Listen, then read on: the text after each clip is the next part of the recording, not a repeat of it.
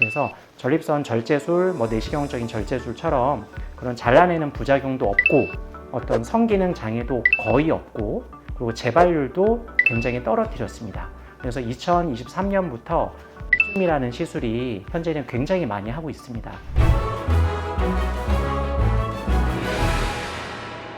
소변을 자주 보고 밤에도 가고 소변을 봐도 잔뇨감이 들고 그런 증상이 전립선 비대증 때문에 생깁니다.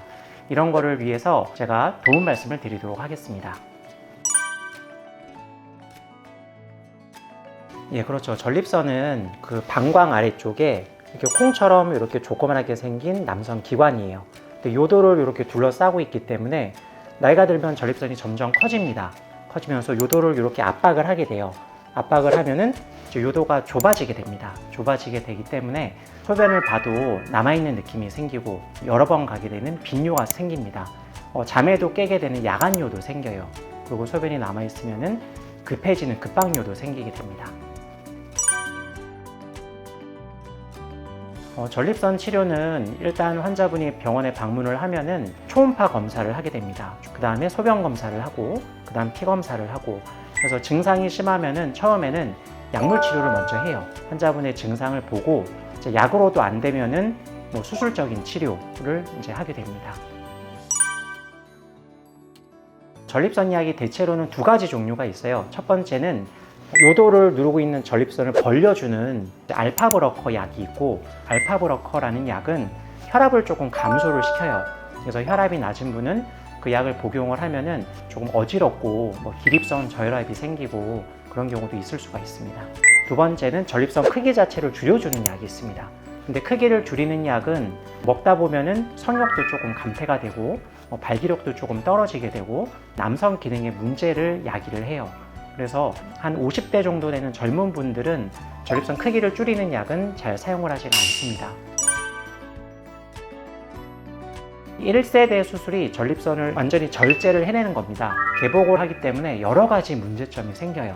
그래서 그런 거를 없애기 위해서 요도로 내시경이 들어가서 전립선을 잘라내는 고전적인 전립선 절제술이 생겼습니다.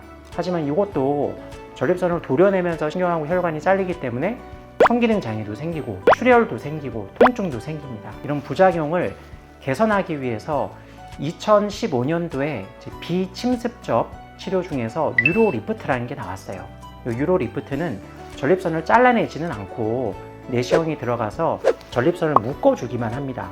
자르는 부작용, 통증이나 혈뇨나 성기능 장애 이런 게 거의 없었습니다.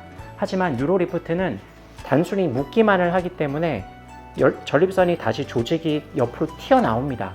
그래서 유로리프트가 정말 선풍적으로 많이 했지만 재발 가능성도 있고 이물질 부작용 때문에 한계가 있었어요.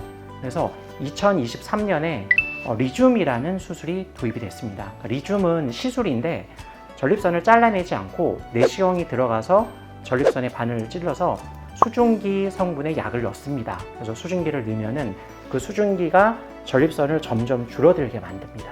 그래서 전립선 절제술, 내시경적인 절제술처럼 그런 잘라내는 부작용도 없고 어떤 성기능 장애도 거의 없고 그리고 재발률도 굉장히 떨어뜨렸습니다. 그래서 2023년부터 리줌이라는 시술이 현재는 굉장히 많이 하고 있습니다. 제가 리줌 시술을 도입을 해서 지금까지 굉장히 많이 했는데 50세 이상 그리고 크기가 30에서 80 사이 이 정도에서는 누구나 다 할 수가 있습니다. 그리고 일단 시술 자체가 5분 이내로 끝납니다. 그러니까 마취도 국소 마취와 정맥에다가 덜 아프게 하는 그런 주사를 놓고 간단하게 시술을 할 수가 있습니다.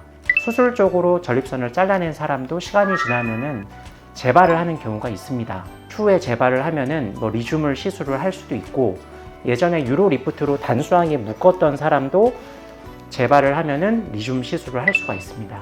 현재 아스피린 같은 그런 약을 복용을 하거나 어떤 심장 질환이 있거나 당뇨가 있거나 무슨 성인 질환이 있어서 약을 많이 복용하는 분도 대부분 누구든 큰 제약 없이 할 수가 있습니다.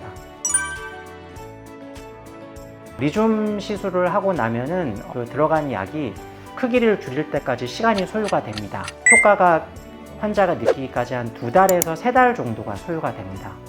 시술을 하고 나서 소변줄을 꽂고 금요일 날 착용을 하고 대개는 월요일 날 빼게 돼요. 근데 전립선이 큰 분 같은 경우에는 한 5에서 길게는 한 일주일까지 착용을 할 수 있지만 저희 병원 기준에서는 한 3에서 4일 정도 착용하면 소변줄을 빼도 소변을 볼 수가 있습니다. 그래서 일상생활은 다 가능한데 격한 운동이나 술을 많이 마신다거나 전립선 쪽이 많이 눌리는 그런 활동은 좀 피해야 됩니다. 리줌 시술은 일단은 가장 간단하다. 그리고 환자가 느끼는 부담이 가장 적다라는 것입니다. 절제술처럼 전립선을 잘라내거나 칼로 도려내거나 그러지 않고 유로 리프트처럼 단순하게 묶어서 재발 가능성이 높거나 그러지 않고 수증기 성분의 약을 넣어서 그 수증기가 전립선을 궁극적으로 줄여주는 효과가 있기 때문에 근본적인 치료가 됩니다. 야간요, 그리고 빈요, 급박요, 소변을 봐도 남아있는 잔요 이런 증상은 남자들 같은 경우는 중년 이상의 대부분 생깁니다. 우선은 약으로 치료를 하겠죠.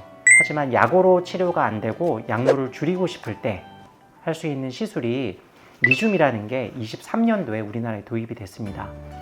부작용은 거의 없고 효과는 절제술에 준하는 전립선 크기를 근본적으로 줄여주는 치료이기 때문에 증상이 있으신 분들은 주저하지 말고 전문 병원에 내원하셔서 자기의 증상을 정확하게 진단을 받고 적절한 치료법을 선택하는 것이 가장 좋다라고 생각합니다.